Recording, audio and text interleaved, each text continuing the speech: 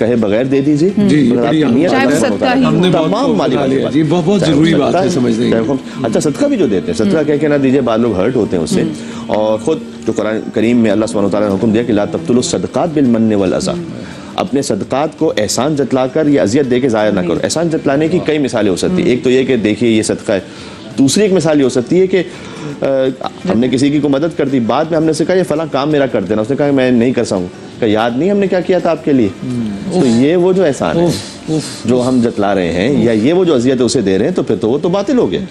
بلکہ کمیل میں مجھے تو کبھی کبھی یہ لگتا ہے کہ جب پیاس کسی کو لگی ہو تو آپ یہ نہیں کہتے کہ لکڑی کے پیالے میں پیو گے کہ چاندی کے پیالے میں لے کے آئیں یا پیتل کا ہو، پیاس بجھانا مقصد ہے اس وقت۔ اسی طرح جیسے آپ نے محسوس کہا کہ جب زندگی خطرے میں ہے تو پھر باقی سب چیزیں جو ہیں وہ کال جب چل جاتی ہے اس کی، پھر ایک بھوکا شخص تھا کہ جو اپنے لیے غذا اور کھانا مانگ رہا تھا، اس سے کسی نے پوچھ لیا تم ہندو ہو یا مسلمان ہو، کہ اس وقت تو بھوکا ہوں، تو بھوک کا کوئی مذہب نہیں ہے، اور صحت بھی اسی طریقے سے ہمارے مذہب میں جس طریقے سے اس کے لیے صدقات کو رکھا گیا، پھر بعض امور میں زکوٰۃ کو رکھا گیا، تو اگر کوئی احسان جتلا تو پہلی بات تو یہ ہے کہ حتی زکوٰۃ فطرہ جو آخر میں عید پر واجب ہوگی، اس طریقے سے صدقات، اس طریقے سے اس طرح سے خمس، کچھ بھی آپ دیجئے تحفے کے نام پہ دے دیجیے۔ کیا زکوٰۃ دیتے وقت زکوٰۃ کا نام لینا ضروری ہے؟ کیا زکوٰۃ دیتے وقت دینے والے کو یہ بتانا ضروری ہے کہ یہ زکوٰۃ کی رقم ہے؟ دانیال صاحب کوہاٹ سے، نہیں جی بالکل ضروری نہیں ہے، آپ دل میں نیت کریں کہ زکوٰۃ ہے، زبان سے اس کو ہدیہ کہہ دیں، گفٹ کہہ دیں، اس سے زکوٰۃ ادا ہو جائے گی۔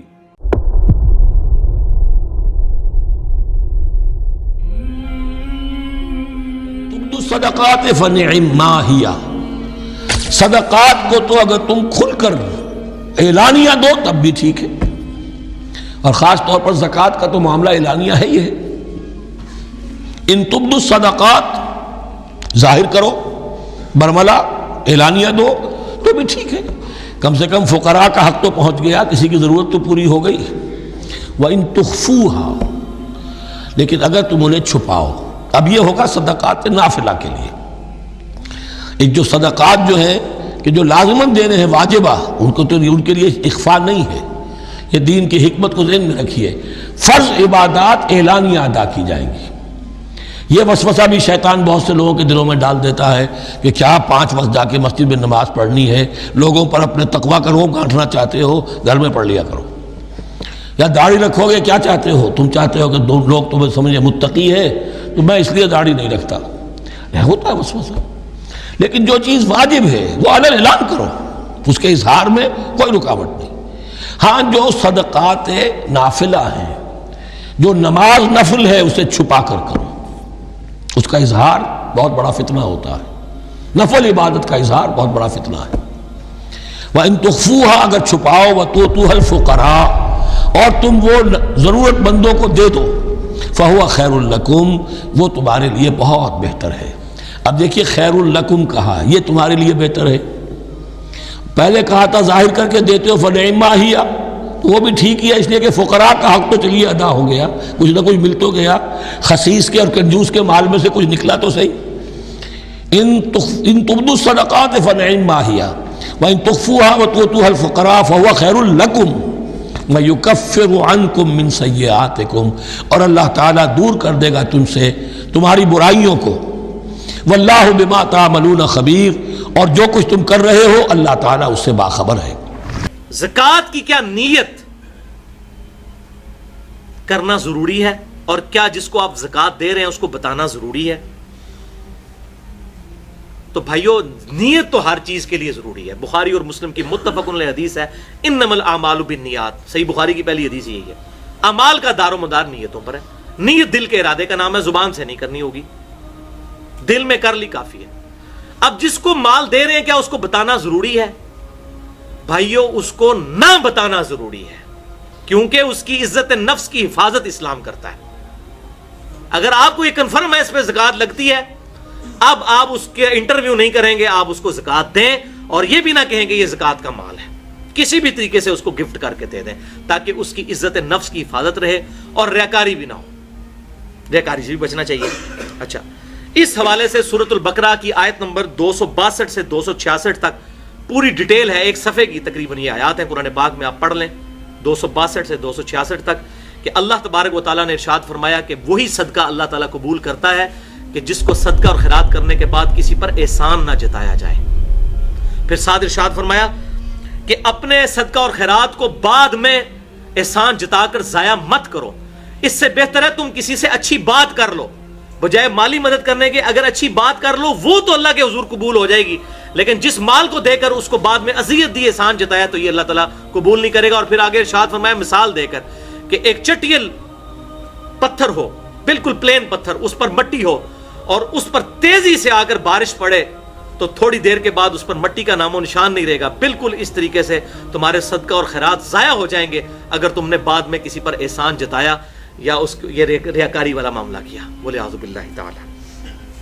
اور مسند امام احمد میں حدیث ہے انٹرنیشنل نمبر کے مطابق 17,180، مشکات میں 5,231 نمبر، کہ آپ صلی اللہ علیہ وسلم نے ارشاد فرمایا جس نے دکھلاوے کے لیے نماز پڑھی اس نے شرک کیا، جس نے دکھلاوے کے لیے روزہ رکھا اس نے شرک کیا، اور جس نے دکھلاوے کے لیے صدقہ اور خیرات کیا اس نے شرک کیا. اور صحیح مسلم کی حدیث بڑی مشہور حدیث ہے انٹرنیشنل نمبر کے مطابق 4,923، کہ قیامت والے دن اللہ کے حضور ایک شہید، ایک قاری اور ایک سخی کو پیش کیا جائے گا. اللہ تعالیٰ کہے گا شہید سے میں نے تجھے اتنی اچھی صحت دی تھی، تو نے دنیا میں میرے لیے کیا کیا؟ کہے گا یا اللہ تیرے لیے میں لڑا اور شہید ہو گیا. اللہ تعالیٰ فرمائے گا تو اس لیے لڑا تھا کہ لوگ تجھے بڑا بہادر کہیں، لہٰذا لوگوں نے تجھے بہادر کہا، تجھے دنیا میں ہی اپنے اعمال کا اجر مل چکا. پھر قاری کو، عالم کو اللہ تعالیٰ بلائے گا، وہ کہے گا یا اللہ میں نے تو بڑی دین کی خدمت کی تھی. تو اللہ تعالیٰ فرمائے گا تو نے سب کچھ اس لیے کیا تاکہ لوگ تجھے کہیں بڑا عالم فاضل ہے، لہٰذا لوگوں نے بڑی تعریف کی تیری، بڑے بڑے لگایا جناب زبدۃ الفاضل اور شیخ المحدثین اور شیخ جو ہے وہ قرآن، یہ ساری چیزیں تیری بڑی خواہش تھی نا، لگ گئی تیرے مرنے کے بعد بھی.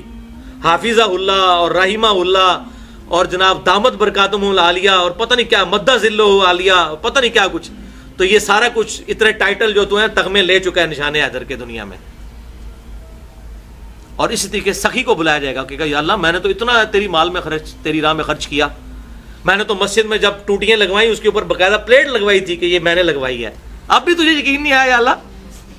بولے اعوذ باللہ تعالیٰ. یہ ان بریکٹس ہے. اللہ تعالیٰ فرمائے گا یہ سب کچھ تو نے اس لیے کیا کہ لوگ تجھے کہیں بڑا نیکوکار ہے. اور لوگ باقاعدہ اعلان کرواتے ہیں جی یہ فلانے چودھری صاحب نے دیتا ہے، جی یہ 10 دیجیے، ملک صاحب نے دیتا ہے، جی مرزا صاحب نے دیتا ہے، فلاں صاحب نے دیتا ہے. تو اللہ تعالیٰ فرمائے گا تیری دنیا میں بڑی تعریف ہوئی کہ بڑا سخی تھا. پھر آپ صلی اللہ علیہ وسلم ارشاد فرماتے ہیں اللہ تعالیٰ تینوں کو اوندا منہ کر کے دوزخ میں ڈال دے گا. بولے اعوذ باللہ تعالی اللہم اجرنی من النار. صحیح مسلم میں ایک اور حدیث ہے 6543 کہ آپ صلی اللہ علیہ وسلم نے فرمایا اللہ تعالیٰ تمہاری شکلوں اور مال کو نہیں دیکھتا بلکہ دلوں اور اعمال کو دیکھتا ہے. اگر دل میں صحیح نیت ہے پھر یہ اعمال قبول ہے. شکل سے، پگڑی اور داڑھی اور تسبیحوں سے، شلوار ٹخنے اوپر کر کے آپ پبلک کو تو بہت اچھا دھوکہ دے سکتے ہیں، اپنی خوبصورت شکلوں سے اللہ تعالیٰ کو نہیں دے سکتے، نہ میں نہ آپ. اللہ تعالیٰ شکلوں اور مال کو نہیں دیکھتا، اور ہم دیکھتے ہی یہ چیزیں. کتنے نورانی بزرگ ہیں اس کے ساتھ لگ گئے یا مال کی وجہ سے، اور اللہ تعالیٰ فرما رہا ہے نہیں، اللہ تعالیٰ دلوں اور اعمال کو، جس کے دل میں اچھی نیت ہوگی اور اس کے اعمال بھی اچھے ہوں گے. اور ایک اور حدیث بخاری اور مسلم کی متفق علیہ حدیث ہے، بخاری میں 660، مسلم میں 2380، کہ آپ صلی اللہ علیہ وسلم نے ارشاد فرمایا 7 لوگوں کو اللہ تعالیٰ کے عرش کا سایہ نصیب ہوگا اس قیامت کے دن جس دن کوئی سایہ نہیں ہوگا سوائے عرش کے سائے کے. اور ان میں 7واں فرمایا وہ شخص ہے جو دائیں ہاتھ سے صدقہ کرے اور بائیں ہاتھ کو خبر نہ ہو، یعنی چھپ کر صدقہ کرے، ریاکاری کے ساتھ نہیں، اس کو اللہ کے عرش کا سایہ ملے گا. اے خدا جس نے کی جستجو مل گیا اس کا تو سب کا تو